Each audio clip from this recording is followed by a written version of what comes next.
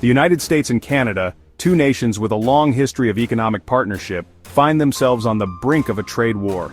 Tensions escalated dramatically when former President Donald Trump, in a move that sent shockwaves across both sides of the border, threatened to impose a hefty 25% tariff on all goods imported from Canada. This aggressive action, a hallmark of Trump's protectionist trade policy, threatened to disrupt the deeply intertwined economies of the two North American neighbors. The proposed tariffs, which targeted a wide range of Canadian products from automobiles to lumber to maple syrup, had the potential to upend decades of relatively free and fair trade. The move was met with immediate condemnation from Canadian officials and business leaders alike, who warned of dire economic consequences for both nations. The situation remained fluid, with the specter of a full-blown trade war looming large. The economic ramifications of such a trade war were potentially catastrophic. Canada, whose economy is heavily reliant on trade with the United States, stood to lose billions of dollars in exports. The tariffs, if implemented, threatened to cripple key Canadian industries, leading to job losses and economic hardship. The United States, too, was not immune to the potential fallout. American businesses and consumers faced the prospect of higher prices for Canadian goods, potentially fueling inflation and dampening economic growth. The situation highlighted the delicate balance of trade relations between the two nations, and the potential for economic and political turmoil when that balance is disrupted. At the heart of the trade dispute were two contentious issues: the flow of illegal drugs, particularly fentanyl, across the US-Canada border, and concerns over illegal immigration. Trump, known for his hardline stance on both issues, pointed to Canada as a source of these problems, accusing the Canadian government of not doing enough to stem the tide. The former president repeatedly cited the opioid epidemic ravaging communities across the United States, alleging that Canada was a major transit point for fentanyl, a powerful synthetic opioid, entering the country. Trump demanded stricter border controls and increased cooperation from Canada in combating drug trafficking. Adding fuel to the fire was the issue of illegal immigration.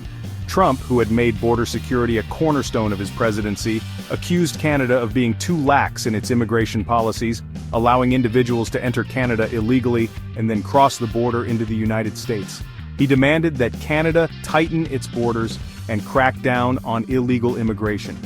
These accusations were met with a mix of defiance and frustration by Canadian officials. While acknowledging the shared responsibility in addressing cross-border issues like drug trafficking and illegal immigration, they rejected the notion that Canada was not doing its part. Canadian officials pointed to their own efforts to combat drug trafficking and manage immigration, emphasizing that these were complex issues that required cooperation, not confrontation.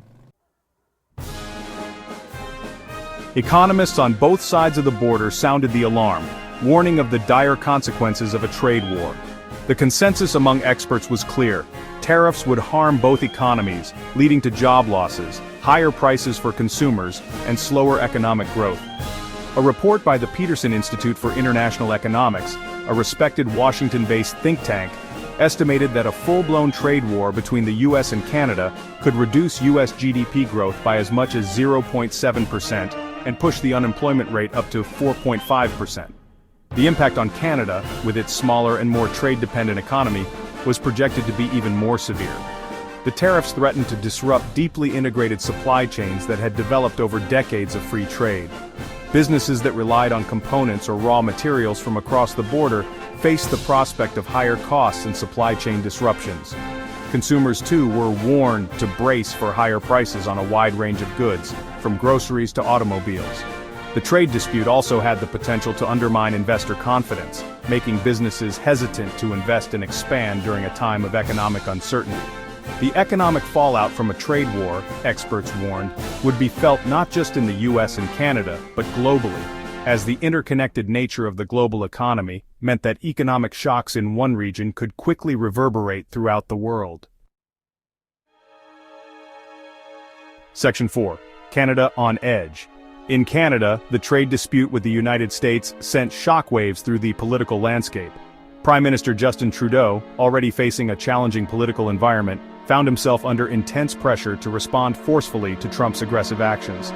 Public opinion polls showed a sharp decline in Trudeau's approval ratings, with Canadians expressing growing concern over his handling of the situation. The trade dispute, coming at a time of economic uncertainty, further eroded public confidence in the Trudeau government.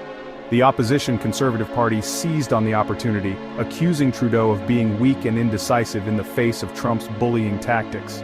Adding to Trudeau's woes was the resignation of his highly respected finance minister, Chrystia Freeland, who cited irreconcilable differences with the Prime Minister over his handling of the trade dispute. Freeland, a vocal critic of Trump's protectionist policies, was seen as a steady hand in navigating the turbulent waters of US-Canada relations.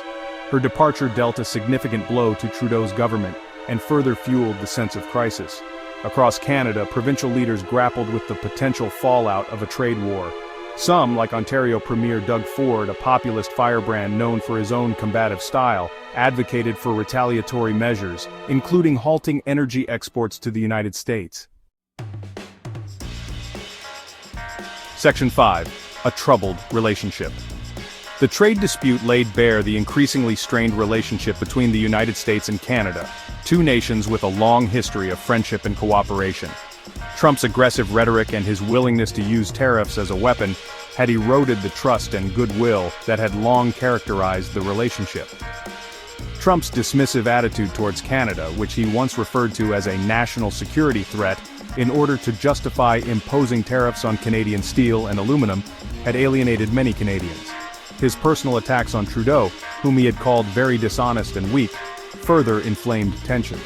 Trudeau, for his part, attempted to strike a conciliatory tone, emphasizing the importance of the US-Canada relationship and the need for dialogue and cooperation. However, he also made it clear that Canada would not be bullied and would respond in kind if necessary. The trade dispute highlighted the growing divergence in values and priorities between the two nations. Trump's America First agenda, with its emphasis on protectionism and unilateral action, stood in stark contrast to Canada's more multilateral approach to global affairs. The rift between the two countries, once unthinkable, seemed to be widening, casting a shadow over the future of the relationship.